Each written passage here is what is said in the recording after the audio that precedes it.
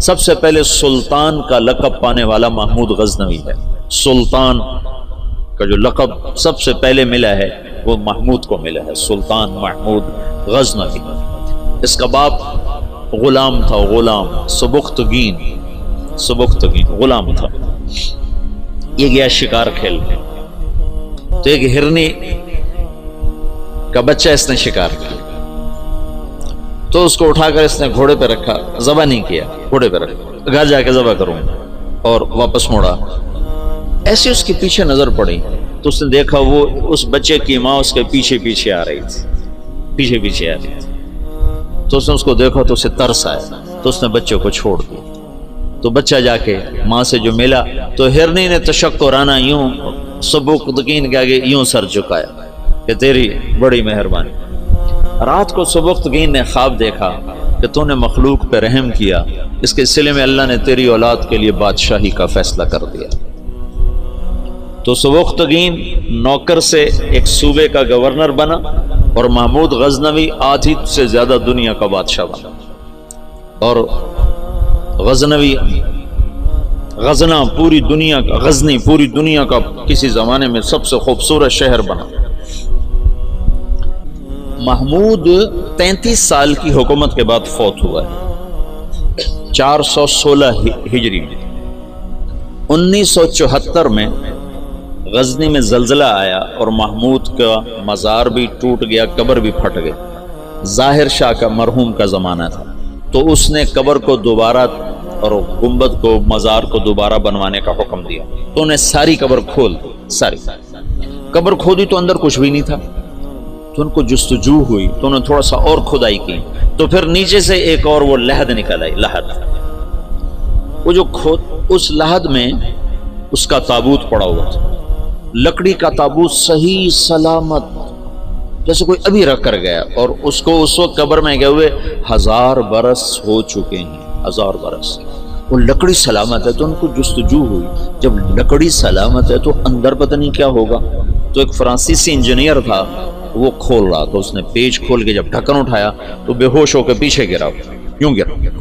تو پیچھے جو مسلمان تھے انہوں نے آگے دیکھا تو محمود اپنے تابوت میں ایسے پڑا تھا جیسے ابھی سویا، اور اس کا سیدھا ہاتھ سینے پر تھا یہاں، اور اس کا کفن یہاں تک ہٹا ہوا تھا، آدھا سینہ اس کا ننگا تھا اور سینے پر ہاتھ تھا، اور ایسے سویا تھا جیسے ابھی کوئی اس کو سلا کر گیا. تو انہیں ہاتھ کو اٹھا کر دیکھا تو نرم گداز. تو پھر اس کو رکھا، بند کیا، وہاں دوبارہ اس کو دفن کیا. میرے محبوب صلی اللہ علیہ وسلم ایسی زندگی لائے ہیں کہ مسجد کا امام نہیں، 3 بر اعظم کا بادشاہ بھی مرنے کے بعد ایسے اعزاز پا سکتا. شہید بھی نہیں ہے، تبھی موت مرا ہے. ٹی بی ہو گئی تھی، تب تک ٹی بی سے مرا تھا. اور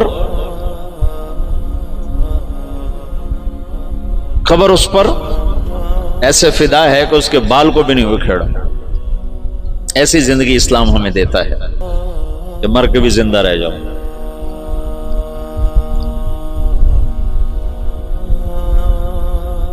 تو شہاب الدین غوری پھر پہلا بادشاہ ہے جس نے باقاعدہ، محمود کی مثال ہے جیسے کسی نے ہل چلا کر زمین برابر کر دی. اس کے پاس ایک شخص آیا کہ حضرت کا سلطان، میں بہت مظلوم ہوں. کیا ہے؟ کہ تمہارا بھانجا تیسرے چوتھے روز میرے گھر آتا ہے، میری بیوی کے ساتھ برا کرتا ہے، مجھے گھر سے نکال دیتا. میری تجھ تک پہنچ بڑی مشکل سے ہوئی. تو محمود کا رنگ غصے سے سرخ ہو گیا. اس نے کہا آئندہ جب ایسا واقعہ ہو فوراً میرے پاس آ. اور درباریوں سے کہا یہ شخص جب پہنچے، میں سو بھی رہا ہوں تو مجھے اٹھایا جائے. تیسری رات وہ آیا، تیسری رات بھاگتا ہوا.